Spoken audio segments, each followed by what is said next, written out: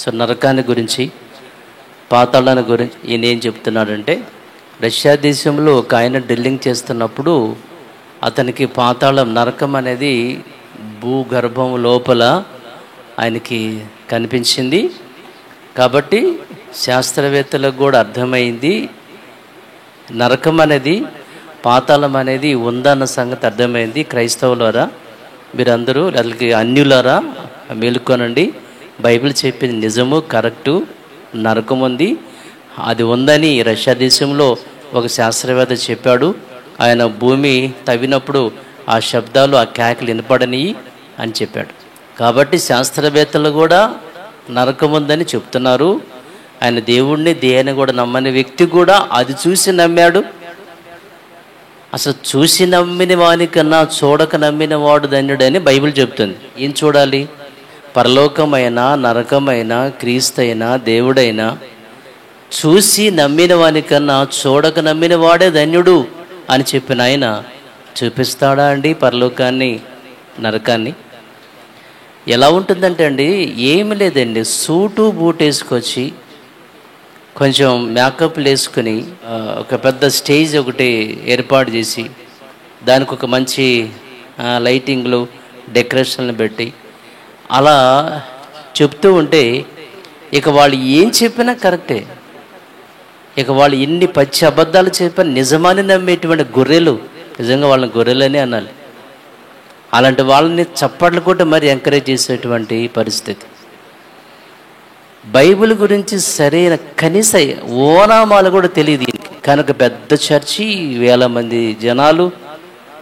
నేను ఎప్పుడు మీతో అంటానే, ఎక్కువ మంది ఏ చర్చికి వెళ్తారనంటే ఇలాంటి చర్చిలకే. ఎక్కువ మంది నమ్మేది అబద్ధమని బైబిల్ చెప్తుంది. ఇరుకు మార్గాన్ని ప్రవేశించే వాళ్ళు కొద్దిమంది ఉంటారు, విశాల మార్గాన్ని వెళ్ళేవాళ్ళు అనేకులని. సో ఇలాగా బైబిల్ గురించి కనీస అవగాహన లేకుండా, ఓనామాలు కూడా, ఏబీసీలు కూడా తెలియనటువంటి విధానంలో బైబిల్ పట్టుకొని రెవరెండులుగా, బిషప్లుగా సమాజంలో చలామణయ్యి ఏ రీతిగా దోచుకుంటున్నారో ఈ రోజున కార్పొరేట్ చర్చెస్ వాళ్ళ గురించి వింటుంటే మనకి చాలా ఆశ్చర్యమే వేస్తుంది. పాతాళం అనేది భూగర్భంలో, భూమి లోపల తవ్వుతున్నప్పుడు భూగర్భంలో ఉందని ఆయన చెప్తున్నాడు.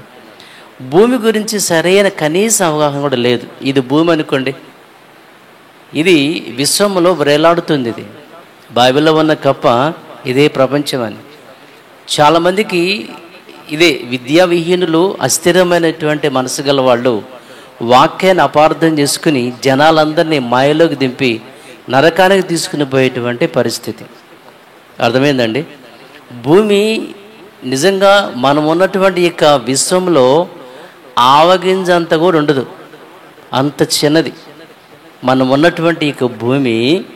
ఇక్కడి నుంచి కనుక మనము, అంటే ఈ భూమి 9 గ్రహాలలో ఒక గ్రహం ఇది. మనం ఉన్నటువంటి భూమి నుంచి సౌర వ్యవస్థ, అంటే ఇక్కడ నుంచి కనుక బయలుదేరితే దాదాపుగా 40 గంటల తర్వాత ఇది మనకు ఒక చిన్న బంతిలా కనిపిస్తుందంట పైకి వెళ్ళిన తర్వాత భూమి. అక్కడ నుంచి మనము సౌర వ్యవస్థకి వెళ్తే 27 సంవత్సరాలు ప్రయాణం చేస్తే కానీ సౌర వ్యవస్థకు మనము వెళ్ళటానికి వీలుండదు. శుక్రుడు, గురుడు, శని, యురేనస్, నెప్ట్యూన్, ప్లూటో ఉన్నాయి కదండి, అక్కడికి మనం చేరుకుంటాం. ఈ సౌర వ్యవస్థ నుండి ఈ మనమున్నటువంటి పాలపుంత అంటే ఏంటి? కొన్ని వేల నక్షత్రాలతో ఉన్నటువంటి ఒక సమూహం అది. సో ఈ సౌర వ్యవస్థ నుండి మనకు దగ్గరలో ఉన్న, సూర్యునికి దగ్గరగా ఉన్నటువంటి సాక్షిమస్ సెంటర్ అనేటువంటి ఒక నక్షత్రాన్ని చేరుకోవడానికి సుమారుగా 500 సంవత్సరాలు పట్టింది. ఇది మనకి కనిపించే నక్షత్రాన్ని చేరుకోవడానికి మనకి పట్టే కాలం 500 సంవత్సరాలు అయితే, ఈ వేళ ఉన్నటువంటి ఈ యొక్క నక్షత్ర మండలాలు ఇంకా విశ్వంలో చాలా ఉన్నాయి.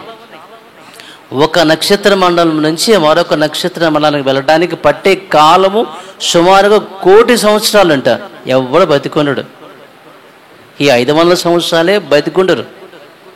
అంటే అలాంటి పాలపంతలో సుమారుగా 5,000కు పైన ఏదో అంచనా, ఎవరికి తెలియదు ఆ విషయం కూడా. అంటే ఎందుకంటున్నారంటే భూమి ఇక మన పైకెళ్తే కనపడదు, అస్సలు కనపడదు ఇక. సో ఇది శూన్యంలో వ్రేలాడుతుంది, ఇది శూన్యంలో వ్రేలాడుతుంది. దీన్ని మనము ఎటు నుంచి తవ్వుకుంటే వెళ్ళినా మనకు శూన్యమే కనిపిస్తుంది. ఆలోచించారండి? ఇది భూమి అనుకుంటే దీనిని మనం ఏ పక్క నుంచి, అమెరికా నుంచి తవ్వినా, ఇండియా నుంచి మనం తవ్వుకుండా పోయినా, ఎటు నుంచి మనము తవ్వుకుండా పోయినా ఇక మొత్తం అంత శూన్యమే. కాబట్టి మొత్తం అంత శూన్యమే. పాతాళం దీంట్లో ఉందా? ఏమంటే కనీస అవగాహన లేనటువంటి వ్యక్తులు అని చెప్పాలి. ఏమండి సైన్స్ గురించి కాదు కదా, అసలు బైబిల్ గురించి ఏబిసిలు కూడా తెలియదని అది చెప్పాలి. అంటే ఈ యొక్క భూమిలో ఆవగింజంత ఉన్నటువంటి ఈ భూమిలో పాతాళం ఉందంటాడు. ఎవడో చెప్తే ఈయన నమ్మి ఈయన సంఘానికి ప్రచారం చేసి ఒక అబద్ధ బోధ చేయటం. అర్థమైందండి? సరే, ఇక మన బైబిల్లోనికి వెళదాం. పాతాళం అనేది ఎక్కడుందనేది కనుక మనం ఆలోచన చేస్తే, ఇప్పుడు సరే ఓకే, ఈయన చెప్పినట్లుగానే ఇదిగో ఈక భూమిలోనే, భూమి లోపల గనక ఉన్నట్లయితే, సార్ మనము సైన్స్ గనక పరిశీలన చేస్తే, సో దీనిలో ఉన్నటువంటి మరి పై పొర క్రస్ట్ అని, ఆ తర్వాత లోన అవుటర్ కోర్ అని, ఇన్నర్ కోర్ అని, ఇట్లా పొరలుగా ఉంటుంది. సో లోపల మనం కొన్ని వందల కిలోమీటర్ల లోనికి వెళ్ళినప్పుడు, గర్భము లోనికి మధ్యలోకి వెళ్ళినప్పుడు సో భయంకరమైన పేస్ట్ అగ్ని మండుతూ ఉంటుంది అనేది శాస్త్రవేత్తలేక తేలినటువంటి ఆ విషయము. భూమి లోపల అగ్ని ఉందన్న సంగతి మనకు బైబిల్లో కూడా మనం చూస్తాం. సరే ఓకే, పాతాళము అనేది ఈ భూగర్భము లోపలే ఉందన్న, మరి పాతాళము పక్కనే పరదేశి కూడా ఉంటుంది కదా, మీకు తెలుసు ఆ విషయం. ఒకసారి మనం చూద్దాం. లూకా సువార్తలో నుంచి 16వ అధ్యాయము 22 వాక్యం ఒకసారి విందాం. ఆ దరిద్రుడు చనిపోయి దేవదూతల చేత అబ్రహాము రొమ్మున ఆనుకొనుటకు కొనుపోబడెను. ధనవంతుడు కూడా చనిపోయి పాతి పెట్టబడెను. అప్పుడతడు పాతాళములో బాధపడుచు కన్నులెత్తి దూరము నుండి అబ్రహామును అతని రొమ్మున లాజరును చూచి, లాజరు చనిపోయాడు, ధనవంతుడు కూడా చనిపోయాడు. ఇప్పుడు ధనవంతుడు నీతిమంతుడైనటువంటి లాజరు, అంటే పరదేశానికి వెళ్ళినటువంటి ఈ లాజరును కూడా చూశాడంటే పక్కనే ఉన్నట్టే కదా. పాతాళంలో యాతన పడుచున్నటువంటి ధనవంతుడికి కనిపించే అంత విధానంలో అబ్రహాము, లాజరు ఉన్నారు. నీతిమంతులు ఉన్నారంటే ఈ భూగర్భం లోపల ఉన్నట్టేగా. మరి భూగర్భము లోపల పాతాళం ఉంది అని చెప్పాను మహానుభావుడు. మరి ఇక పాతాళములో ఉన్నటువంటి ధనవంతుడికి అబ్రహాము కనిపిస్తున్నాడంటే, లాజరు కనిపిస్తున్నాడంటే వాళ్ళు ఎక్కడున్నారు? పక్కనే ఉన్నారుగా. అంటే నీతిమంతులు కూడా ఇక్కడే ఉన్నారు, పాపులు పాతాళంలో ఉన్నారు, అలాగనే పక్కన లాజరు బ్యాచ్ కూడా లోనే ఉన్నారా? ఇక ఆలోచన చేద్దాం. ఇంతకీ చనిపోయినటువంటి నీతిమంతులందరూ ఎక్కడుంటారు? యేసుక్రీస్తు వారు తప్ప పరలోకానికి వెళ్ళిన వారు ఎవరు లేరనేది కూడా మీకు తెలుసు. యోహాను సువార్త 3వ అధ్యాయము 13 కనుక మీరు ఆలోచన చేస్తే, పరలోకము నుండి దిగి వచ్చిన వాడే, అనగా పరలోకములో ఉండు కుమారుడే తప్ప పరలోకమునకు ఎక్కిపోయిన వాడు ఎవడునూ లేడు అని చెప్పారు. పరలోకానికి వెళ్ళిన వారు యేసుక్రీస్తు వారు తప్ప ఎవరు పరలోకానికి వెళ్ళలేదు అనుంది. మరి యేసుక్రీస్తు వారు తప్ప మిగిలిన వారు మరి పరలోకం పోలేదా? అబ్రహాం దగ్గర నుంచి విశ్వాసులు చాలా మంది ఉన్నారు కదా, ఏబేల్ దగ్గర నుంచి నీతిమంతులు చాలా మంది ఉన్నారు కదా. మరి వీళ్ళెవరు కూడా మరి పరలోకం పోలేదా అని అంటే అబ్రహాంనే మనం చూద్దాం. అబ్రహాం మనకి ఇక్కడ అగ్గుపడ్డాడు. అబ్రహాం ఎందుకు ఎక్కడున్నాడు? అయినా ఏమంటే అబ్రహాం యొక్క రొమ్మున ఆనుకోవడానికి చనిపోయిన వ్యక్తి వెళ్ళాడు, లాజరు అనే వ్యక్తి వెళ్ళాడు. అబ్రహాం ఎక్కడున్నాడు? అబ్రహాము భూమి మీద లేడు. మనం కనుక చూస్తే ఆది కాండాలు కనుక చూస్తే అబ్రహాం గారు చనిపోయినట్లుగా మనం చూస్తాం. మరి ఉన్నాడా అంటే ఉన్నట్లుగా మనకు ఉంది కదా.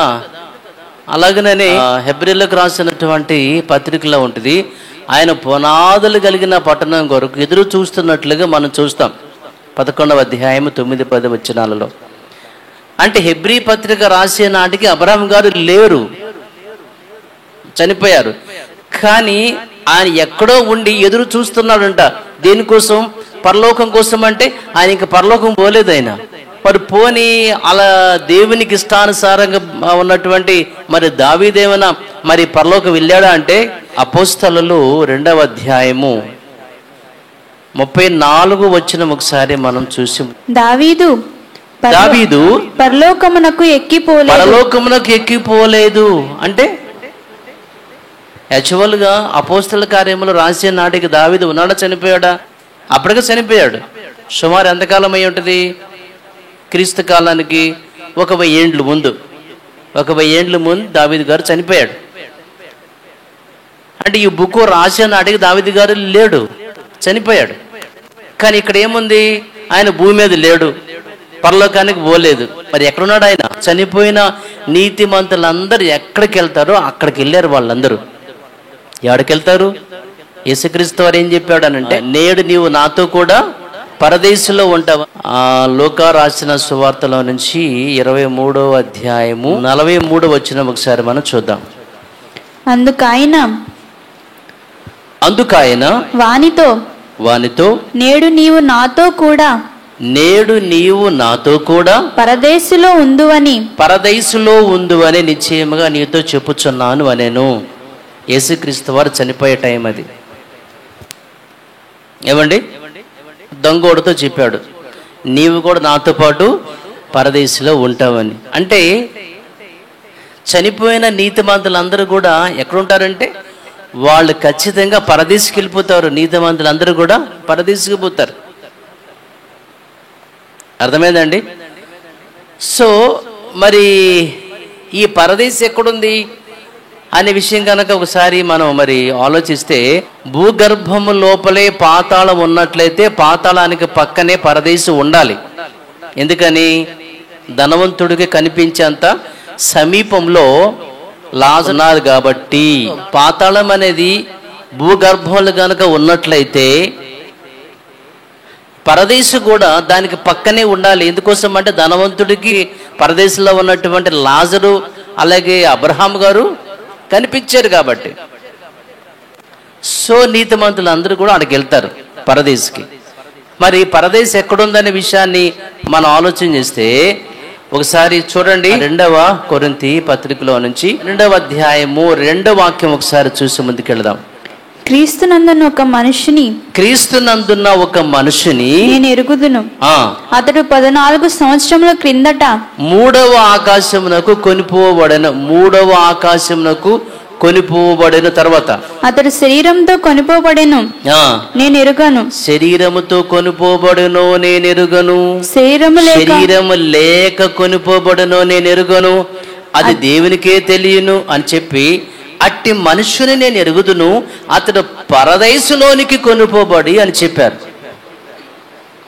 పరదేశం ఎక్కడుందంటే ఈ వ్యక్తి చెప్తున్న మాట ఏంటంటే, నాకు ఒక వ్యక్తి తెలుసు, ఆయన 3వ ఆకాశానికి వెళ్ళాడు. అనగా పరదేశంలోనికి అని చెప్పి, అంటే పరదేశంలోనికి వెళ్ళాడు ఆ వ్యక్తి. పరదేశంలోనికి వెళ్ళిన వ్యక్తి గురించి ఆయన మాట్లాడుతూ పరదేశం ఎక్కడుందని చెప్పాడు. ఆయన 3వ ఆకాశంలో పరదేశం ఉందని ఆయన చెప్పాడు. Note this point.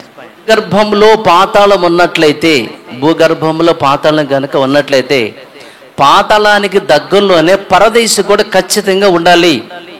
ధనవంతుడికి పరదేశంలో ఉన్న వాళ్ళు కూడా ఆయనకి కనిపించారు కాబట్టి. మరి పరదేశం ఎక్కడుంది అని కనుక మనం ఆలోచన చేస్తే 3వ ఆకాశంలో ఉందని ఇదిగో ఈ బైబిల్ మనకి బోధిస్తూ ఉంది. పాతాళం అనేది ఒకసారి మనము అంటే దాని గురించి కనుక ఆలోచన చేస్తే, మొదటి ఆకాశము, 2వ ఆకాశము, 3వ ఆకాశం అని సో 3 లోకాల గురించిన విషయాలే బైబిల్ గ్రంథంలో మనకి ఉంటాయి. అర్థమైందండి? అంటే పరలోకం అనేది దేవుడు ఉండేటువంటి లోకమైతే దానిని పరలోకము దేవుడు ఉండే లోకాన్ని పరలోకం అని,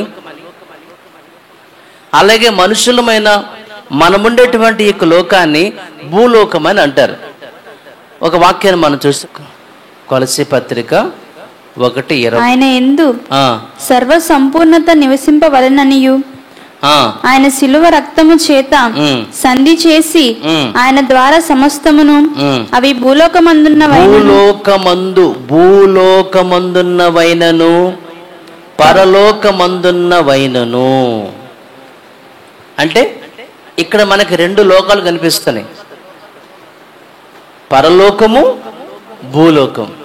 అదొక లోకం, పరలోకం అనేది అదొక లోకం. అది భూలోకం అంటే సో భూమి మీద ఉన్నటువంటి మనందరినీ ఇది ఒక భూలోకం.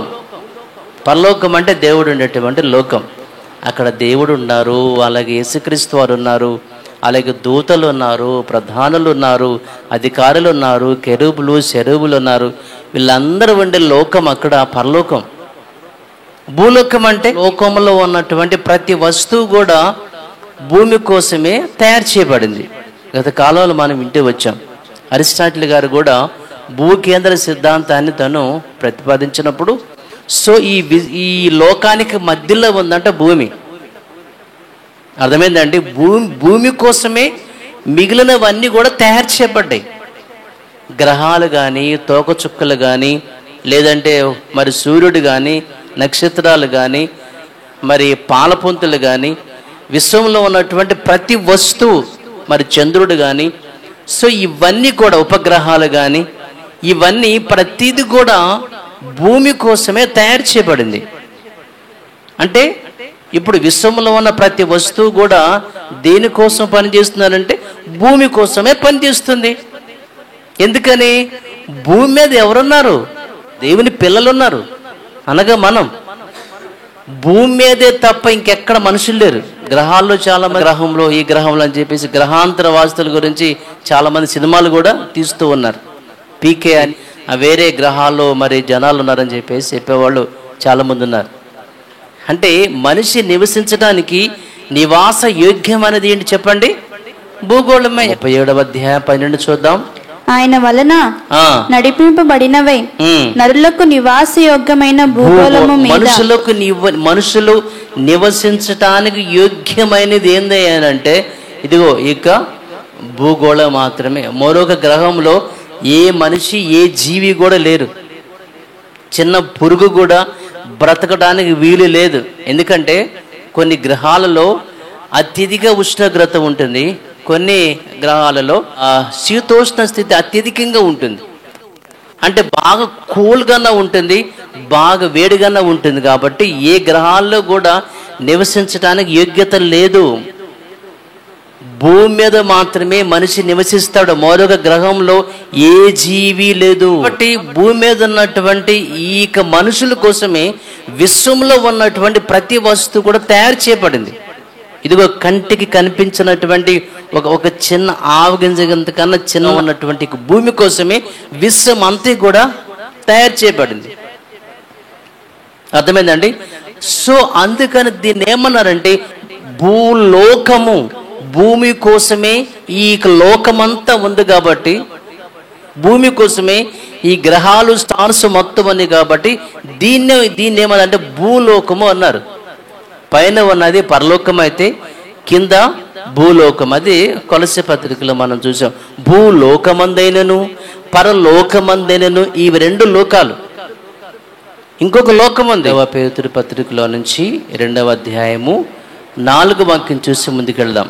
దేవదూతలు పాపము చేసినప్పుడు దేవుడు వారిని విడిచిపెట్టక పాతాళ లోకమందలి కటిక చీకటి గల పాతాళ లోకం అది. మనమున్నది భూలోకం, పాతాళము అదొక లోకం. ఇప్పుడు అంటే భూలోకంలో పాతాళ లోకం ఉందంటారా? నా మాటలు మీకు అర్థం అవ్వాలి. పరలోకం, భూలోకం. భూలోకంలోనే పాతాళ లోకం అంటే మళ్ళీ ప్రత్యేకించి దాని గురించి ఇంకా చెప్పటం ఎందుకు? మనం ఉన్నట్టు ఇక భూమి, దీని చుట్టూ ఉన్నటువంటి గ్రహాలు కానీ నక్షత్రాలు కానీ వీటన్నిటి మొత్తాన్ని కలిపి భూలోకం అన్నారు. అర్థమవుతుందా? పాతాళ లోకం వేరు, పరలోకం వేరు, భూలోకం వేరు. పాతాళ లోకం అదొక లోకం, అదొక లోకం. పరలోకం, భూలోకం, పాతాళం అనేది అదొక లోకం అది. సో ఇంతకీ పాతాళం అనేది ఎక్కడుందని గనక మనం ఆలోచన చేస్తే, ఇదిగో ఈ భూగర్భంలో లేదన్న సంగతి మనకి ఖచ్చితంగా అర్థమవుతుంది. ఏమండి, మనిషి చనిపోయిన తర్వాత వెళ్ళేటువంటి ప్లేస్ అది. ఏమండి, ధనవంతుడు తాను చనిపోయి పాతాళ లోకంలో యాతన పడుచుండారంటే, అంటే మనిషి చనిపోయిన తర్వాత వెళ్ళే లోకం అది. ఇప్పుడు ఫర్ ఎగ్జాంపుల్గా యోనా గారు ఉన్నారండి. యోనా గారి గురించి కనుక మీకు అర్థం అవ్వాలంటే, యోనా గారు చాప గర్భంలో చనిపోయాడు. ఖచ్చితంగా యోనా గారు చాప కడుపులో చనిపోయాడు. కానీ చాలామంది ఏం చెప్తారంటే చనిపోలేదనే చెప్తారు. చాలామంది ఆయన చనిపోలేదు. ఎందుకోసం? ఇప్పుడు యేసుక్రీస్తు ఒక మాట చెప్తాడు. ఏమనంటే, యోనాను గూర్చిన సూచక క్రియ. అయ్యా మాకు ఏదైనా ఒక సూచక క్రియ గురించి మాకు చెప్పమని యేసుక్రీస్తు అని అడిగితే 39వ వచనం, ప్రవక్త అయిన యోనాను గూర్చిన సూచక క్రియే గాని మరి ఏ సూచక క్రియ అయినను. ఏమండి, ప్రవక్త అయిన యోనాను గూర్చిన సూచక క్రియ గాని మరి ఏ సూచక క్రియ అయినను వారికి అనుగ్రహించబడదు అని చెప్పారు. అంటే ఆ విషయం చెప్పి ఏమన్నారంటే, యోనా 3 రాత్రింబగళ్ళు తిమింగలం కడుపులో ఎలాగుండేనో అలాగే మనిషి కుమారుడు 3 రాత్రింబగళ్ళు భూగర్భంలో ఉండును అని చెప్పేశారు. ఇప్పుడు యేసుక్రీస్తు వారు భూగర్భంలో ఉన్నారా, లేదంటే ఆయన ఏమన్నా మరి తిమింగల గర్భంలో ఉన్నారా? ఇప్పుడు యేసుక్రీస్తు వారు తాను చనిపోయి పాతాళం వెళ్ళాడుగా. అపోస్తలులు 2వ అధ్యాయము 27వ వాక్యం ఒకసారి విందాం మనం. నీవు నా ఆత్మను పాతాళంలో విడిచిపెట్టవు. యేసుక్రీస్తు వారు తాను దేవునికి చేస్తున్నటువంటి ప్రార్థన. ఏమండి, ఆయన గురించినటువంటి ఈ ప్రవచనం 31 కూడా చూద్దాం. క్రీస్తు పాతాళములో విడువబడలేదని, పాతాళానికి వెళ్ళి అక్కడే దేవుడు యేసుక్రీస్తు వారిని పాతాళంలో విడిచిపెట్టలేదు. అక్కడికి వెళ్ళి పాతాళం వెళ్ళి యేసుక్రీస్తు వారు తండ్రికి ప్రార్థన చేశాడు. నీవు నా ఆత్మని పాతాళంలో విడిచిపెట్టవు కదా, ప్రవచనం ఉంది కదా. ఏవండి అంటే పాతాళానికి యేసుక్రీస్తు వారు వెళ్ళారంటే తాను చనిపోయి వెళ్ళాడా, చనిపోకుండా వెళ్ళాడా? ఏమండి, సో ఖచ్చితంగా యేసుక్రీస్తు వారు చనిపోయి పాతాళానికి వెళ్ళాడు. ఇప్పుడు యోనా గారు గనక మరి చనిపోకపోతే యేసుక్రీస్తు వారు కూడా చనిపోలేదు. మరి ఈ రోజున ముస్లిమ్స్ ఈ విషయంలో వాళ్ళు చేస్తున్న వాదన ఇదే. యేసుక్రీస్తు వారు చనిపోయాడని మీరు అందరూ అనుకుంటున్నారు. నిజానికైతే యేసుక్రీస్తు వారు చనిపోలేదు. ఎందుకంటే యోనాను గూర్చిన యోనా ఏ రీతిగా 3 పగల రాత్రులు ఉంటాడు, నేను కూడా భూగర్భంలో 3 పగల రాత్రులు ఉంటాను, తర్వాత నేను బయటకు వస్తాను అని తాను చెప్పాడు. ఆ సూచక్రియ చెప్పాడు. కాబట్టి యోనా చనిపోలేదు కాబట్టి యేసుక్రీస్తు వారు కూడా చనిపోలేదు. యేసుక్రీస్తు వారు చనిపోయింది వాస్తవం అంటారా? అయితే యోనా కూడా చనిపోవాలి. మరి అదే సూచక్రియ అంటే. యేసుక్రీస్తు వారు చనిపోయారా? ఆయన చనిపోయి పాతాళం వెళ్ళినట్లు పరదేశం వెళ్ళి మనం చూస్తున్నాం. సో యేసుక్రీస్తు వారు చనిపోయింది వాస్తవం అయితే యోనాను కూర్చిన సూచక్రియే జరగాలి. కాబట్టి యోనా కూడా చనిపోయాడు. యోనా చనిపోయి ఆయన చేప కడుపులో ఉన్నాడు అనుకున్నారా? ఎప్పుడు చూడండి మీరు యోనా గ్రంథంలో నుంచి 2వ అధ్యాయము 2వ వచనం చూద్దాం. నేను ఉపద్రవములో ఉండి యెహోవాకు మనవి చేయగా ఆయన నాకు ప్రత్యుత్తరం ఇచ్చెను. పాతాళ గర్భములో నుండి నేను కేకలు వేయగా పాతాళ గర్భములో నుండి నేను కేకలు వేయగా నీవు నా ప్రార్థన అంగీకరించి ఉన్నావు. యోనా ఎక్కడున్నాడు ఇప్పుడు? అలా పాతాళానికి వెళ్ళేది చనిపోయిన వాళ్ళే పోతారా, చనిపోయిన వాళ్ళు వెళ్తారా? సో ఖచ్చితంగా యోనా గారు చనిపోయి పాతాళానికి వెళ్ళి అక్కడి నుంచి ప్రార్థన చేస్తున్నాడు యేసుక్రీస్తులాగా. మరి ఆ ప్రవచనం నెరవేరాలి కదా. మరి యోనాను గురించి సూచక్రియ. యోనా ఏ రీతిగా చనిపోయి పాతాళానికి వెళ్ళి ప్రార్థన చేశాడో, యేసుక్రీస్తు వారు కూడా చనిపోయి పాతాళం వెళ్ళి తండ్రికి ప్రార్థన చేస్తున్నాడు. ఆయన సేమ్ యోనాను గురించిన సూచక్రియే. యోనా విషయం ఎలా జరిగిందో అలాగే జరగాలి. మరి అలా జరగాలంటే యేసుక్రీస్తు వారు చనిపోవాలి, పాతాళం వెళ్ళాలి. అలాగే యోనా గారు చనిపోవాలి, పాతాళం వెళ్ళాలి. ఇప్పుడు యోనా గారు తాను చనిపోయి భూగర్భంలో లేదంటే చేప గర్భంలో కదా పోవాల్సింది. ఆడ కాదు, ఆయన పాతాళలోనికి వెళ్ళాడంటే చనిపోయిన వాళ్ళు వెళ్ళే ప్లేస్ అది, వెళ్ళేటువంటి ప్లేస్ అది. మరింతకి పాతాళం అనేది ఎక్కడ ఉందని కనుక మనం ఆలోచన చేస్తే, ఏమండి ఇప్పుడు ఈ భూగర్భం లోపలే పాతాళం కనుక ఉన్నట్లయితే దానికి పక్కనే పరదేశం కూడా ఉండాలి ఖచ్చితంగా. అది ఒక మహాలోకం అని బైబిల్లో ఉంది. ఇది భూలోకం. భూలోకంలో పాతాళ లోకం ఉండదు. అది మరొక లోకం, పరలోకం, భూలోకము, పాతాళ లోకం, అదొక లోకం అది. మరి ఆ యొక్క లోకానికి చనిపోయిన వాళ్ళు ఇటు నీతిమంతులైనా అనీతిమంతులైనా వెళ్ళే ప్లేస్ అది పాతాళం. అర్థమైందండి? సో ఆ పాతాళం పక్కనే ఉంది పరదేశం కూడా.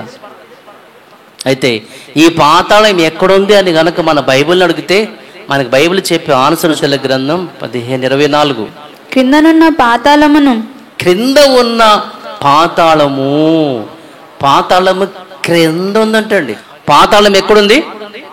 పాతాళం ఎక్కడుంది? క్రిందనున్న పాతాళము.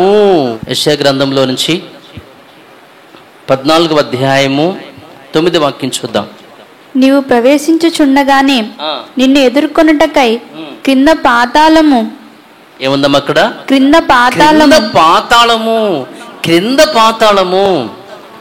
సామెతల్లో కానీ యెషయా గ్రంథంలో కానీ మనము చూసిన వాక్యాలను బట్టి పాతాళం ఎక్కడుందంట? క్రింద ఉంది. ఏ క్రింద ఉంది? ఇప్పుడు సామెతల్లో ఉన్న విషయం ఏంది? క్రింద పాతాళం ఉంది. యెషయా గ్రంథంలో ఏముంది? క్రింద పాతాళం ఉంది. క్రింద అంటే ఏ క్రింద? ఎస్కేల్ గ్రంథంలో నుంచి 32వ అధ్యాయము 18వ వాక్యం చూద్దాం. నరపుత్రుడా, నరపుత్రుడా, అల్లరి చేయు ఐగుప్తీయుల సమూహమును గూర్చి అంగలార్చుము. ప్రసిద్ధి నొందిన జనముల కుమార్తెలు భూమి క్రిందకి దిగిపోయినట్లు, భూమి క్రిందకి దిగిపోయినట్లు, భూమి క్రిందకిని అంటే పాతాళమునకు పోయిన వారి యొద్దకును వారిని పడవేయము. భూమి క్రిందకి అంటే పాతాళము. ఎంత క్లియర్గా రాశాడు. భూమి క్రిందకి, భూమి క్రిందకి అంటే పాతాళమునకు. అంటే పాతాళం అనేది ఎక్కడున్నాయనంటే భూగర్భంలో, భూమి లోపల ఉందా, భూమి కింద ఉందా? ఏమండి, మనము ఫ్యాన్లో ఉన్నామా, ఫ్యాన్ కింద ఉన్నామా? క్రింద పాతాళం. ఏ క్రింద అంటే భూమి కింద పాతాళం ఉంది. అందుకనే బైబిల్ గ్రంథంలో పైన పైన ఆకాశం అంది కానీ పైన ఒక లోకం, క్రింద భూమి, భూమి క్రింద. ఒకసారి మనం కనుక ఆదికాండానికి వెళితే ఏమండి, దేవుడు ప్రారంభంలోనే దీనికి సంబంధించిన ఒక సమాచారాన్ని మనకి ఇస్తాడు. ఒకసారి మీరు తీయండి. ఆదికాండం 1:2 చూద్దాం. భూమి నిరాకారముగాను శూన్యముగాను ఉండెను, చీకటి అగాధ జలము పైన కమ్మి ఉండెను. ఏమండి, అగాధ జలము, జలము అంటే ఈ యొక్క సృష్టి అనేది లేనప్పుడు, ఈ విశ్వాన్ని దేవుడు కలుగు చేయక ముందు, పుట్టించక ముందు అంత నీరే ఉంది, మొత్తం జలమే.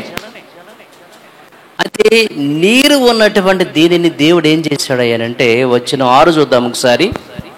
దేవుడు వెలుగు చేసిన తర్వాత 6వ వచనంలో మరియు దేవుడు ఈ మొత్తం అంతా నీరే కాబట్టి, జలములు కాబట్టి, దేవుడు జలముల మధ్య ఒక విశాలము కలిగి ఆ జలములను ఈ జలములను వేరుపరచునుగాకని పలికెను. దేవుడు ఆ విశాలం చేసి విశాలం క్రింద జలములను విశాలము మీద జలములను వేరుపరచగా ఆ ప్రకారమాయను.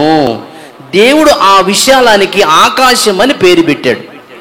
ఈ వాటర్ మధ్య ఒక వలయం ఏర్పడింది, ఒక విశాలం. దేవుడు దానికి ఆకాశం అని పేరు పెట్టాడు. పైన జలములు ఉన్నాయి, కింద కూడా జలములు ఉన్నాయి. ఈ జలముల మధ్య ఒక స్పేస్ అనేది వచ్చింది. ఆ స్పేసే మనమున్నటువంటి ఈ భూలోకం. ఆ స్పేస్లోనే భూమి, సౌర వ్యవస్థ, సూర్యుడు, గ్రహాలు, ఉపగ్రహాలు, పాలపొంతలు ఇవన్నీ కూడా ఈ స్పేస్లోనే ఉన్నాయి. దీనికి దేవుడు పెట్టిన పేరు ఆకాశం. దీనినే రెండవ ఆకాశం లేదా మధ్యాకాశం అని కూడా అంటారు. దీనిని పైన జలములు ఉన్నాయి, కింద కూడా. ఒకసారి చూడండి. మరియు ఆ విశాలం చేసి విశాలము క్రింది జలములను విశాలము మీద జలములను వేరుపరిచాడు, సపరేట్ చేశాడు. అర్థమైందండి? ఈ మధ్యకాలంలో శాస్త్రవేత్తలు ఇప్పుడు యాక్చువల్గా మనందరికీ కనిపిస్తాయి. బయటికి వెళ్తే పగల టైంలో మేఘాలు మనకి కనిపిస్తాయి. మేఘాలు దాటుకుని నక్షత్రాలు ఇంకా మనం చూస్తే మనకు స్కై బ్లూ ఆకారంలో మనకు ఉంటుంది. అంటే మేఘాలు అంటే మన దగ్గరలోనే ఉంటాయి. కానీ మేఘాలు దాటి నక్షత్రాలను దాటి కనుక మనం చూస్తే మనకి ఆకాశము ఎలా కనిపిస్తుంది? నీలి రంగులో కనిపిస్తుంది మనకి. అంటే అక్కడ ఏమున్నాయి? నీరుంది. ఈ మధ్యకాలంలో శాస్త్రవేత్తలకి ఈ మధ్యకాలంలో అర్థమైంది. అది ఏమని? అదిగో అక్కడ నీరుందని. దేవుడు సపరేట్ చేశాడు. పైన నీరుంది, కింద అంటే ఈ భూమి కింద, ఈ వలయానికి కింద వాటర్ ఉంది. అర్థమైందండి? నోవాహు కాలంలో అయితే ఇది ఆదికాండంలో నుంచి 7వ అధ్యాయము 11వ వచనమేనా? నోవాహు వయసు యొక్క 600 సంవత్సరము 2వ నెల 17వ దినమున మహాగాధ జలముల ఓటలన్నీ ఆ దినమంది విడబడెను, ఆకాశపు తూములు ఇప్పబడెను. మేఘాలు కాదు, ఆకాశములు ఉన్నట్టు తూములు ఇప్పబడని. ఎందుకని? ఇది అరారత పర్వతాల కన్నా అది మునిగిపోవాలి, అంత హైట్ వెళ్ళిపోవాలి. వర్షం అంత రావాలంటే మరి అంత వర్షం రావాలి, మరి అక్కడి నుంచే రావాలి, మేఘాల నుంచి కాదు, ఆకాశం నుంచి వచ్చిందంటండి. అర్థమైందండి? అంటే మనం ఉన్నటువంటి ఈ ఆకాశం అందే, ఈ స్పేస్ ఉంది, దీనికి పైన కింద నీరుంది. ఆ పైన నక్షత్రాలకు పైన ఉన్న నీరుంది. ఆ నీరు దాటుకుని మనం వెళితే అక్కడ ఉంటది దేవలోకం, దేవుని లోకం, పరలోకం. అలాగే ఈ భూమిని దాటుకుని కిందకి కొన్ని వేల వేల వేల వేల కోట్ల సంవత్సరాలు ప్రయాణం చేస్తే మనకి కింద ఏముంటది? జలములు ఉంటాయి. జలములు, ఈ జలములు దాటుకుని వెళితేనే గాని అక్కడ చనిపోయిన వాళ్ళు వెళ్ళేటువంటి లోకం ఉంటది. ఏబు గ్రంథం 26వ అధ్యాయము 5వ వాక్యం చూద్దాం. జలముల క్రిందను వాటి నివాసుల క్రిందను ఉండు ప్రేతలంటే ఆయన దృష్టికి పాతాళము తెరవబడి ఉన్నది. అంటే జలముల కింద ఉన్న ఆత్మలు, ప్రేతాత్మలు, పాతాళము. ఆయన దృష్టికి పాతాళం అంటే ఆ కింద జలములు ఉన్నాయి. అంటే క్రింది పాతాళము క్రింద ఉందంటే ఎక్కడుంది? భూమి క్రింద అంటే ఎక్కడ? జలముల క్రింద. జలముల క్రింద పాతాళం ఉంది. ఎంత చక్కగా దేవుడు రాయించాడండి బైబిల్లో. ఏమండి చూడండి, ఎవడో చెప్పిన దానికి రష్యా దేశంలో అనంట ఒక శాస్త్రవేత్త భూమిని తవ్వితే లోపల పాతాళం కనిపించిందంటండి ఆయనకి. అది చూసి ప్రజలు నమ్మాలా? ఎంత అబద్ధం అండి అసలు అది. అబద్ధ ప్రచారం, లేని వార్తను పుట్టించకూడదని బైబిల్లో ఉంది. పాతాళం అనేది భూగర్భంలో లేదు, భూమి క్రింద, అంటే జలముల కింద. జలముల క్రిందను వాటి నివాసుల క్రిందను ఉండు ప్రేతలు వెలువలాడుదురు. ఆ దృష్టికి పాతాళము అంటే కింద, జలముల కింద పాతాళం, జలముల కింద ఉంది పాతాళం అనేది. అందుకనే దేవుడు పైన లోకము, భూమి ఒక లోకం, భూమి క్రింద ఒక లోకం. ఫిలిప్పీలకు రాసిన పత్రికలో నుంచి 2వ అధ్యాయము 9-10లో అందుచేతను, ఫిలిప్పీ పత్రిక 2వ అధ్యాయము 9, అందుచేతను పరలోకమందున్న వారిలో గాని, పరలోకమందున్న వారిలో గాని, భూమి మీద ఉన్న వారిలో గాని, భూమి క్రింద ఉన్న వారిలో గాని. పరలోకం ఉంది ఎవరు చెప్పండి? దూతలు, కెరూబులు, శరాబులు, ప్రధానులు. పరలోకమందున్న వారిలో గాని, భూమి మీద అంటే మనమే, భూమి క్రింద, జలముల క్రింద ఉన్నవారిలో గాని ప్రతి వాని మోకాలను యేసునామాన వంగాలి ఖచ్చితంగా. అందుకే దేవుడు పైన ఆకాశం అందు గాని, క్రింద భూమి ఎందు గాని, భూమి క్రింద, భూమి క్రింద నేల ఎందు గాని దేని రూపాన్ని మీరు, మొదటి ఆజ్ఞ అసలు అది. కాబట్టి దేవుని పిల్లలారా, ఇదిగో ఈ వలయం మనం చూసారా, ఈ వలయం లోపలే భూమి మధ్యలో ఉంటుంది, దాని చుట్టూ ఈ గ్రహాలు, నక్షత్రాలు మొత్తం ఇదే భూలోకం. ఇది ఈ వలయము పైకెళ్ళి, నక్షత్రాలకి పైకెళ్ళి ఆకాశాన్ని ఓపెన్ చేస్తే ఉండేది పరలోకం. అయితే ఇదిగో ఈ భూమిలో నుంచి ఇంకా మనం కిందకి దిగి దిగి దిగి వెళ్ళి కిందన్న ఆ వలయాన్ని దాటుకుని వెళితే, నీళ్ళ జలాన్ని దాటుకుని వెళుతుండేది లోకము, పాతాళ లోకం. అంతే తప్ప ఈ భూగర్భంలో పాతాళ లోకం అనేది లేదు. అదొక లోకం, అదొక లోకం. ఆ లోకానికి చనిపోయిన వాళ్ళు నీతిమంతులైనా అనీతిమంతులైనా వెళ్ళాల్సిందే. కాబట్టి దేవుని పిల్లలారా, పాతాళం అనేది, నరకం అనేది భూగర్భంలో లేదన్న సంగతి కనీస జ్ఞానము ఈ రోజున తెలియని వాళ్ళే పెద్ద పెద్ద పాస్టర్లు, వారనే జనాలు నమ్ముతూ ఉంటారు. ఆలోచిద్దాం. దేవుడు తన మాటలు దీవించును గాక. ఆమేన్.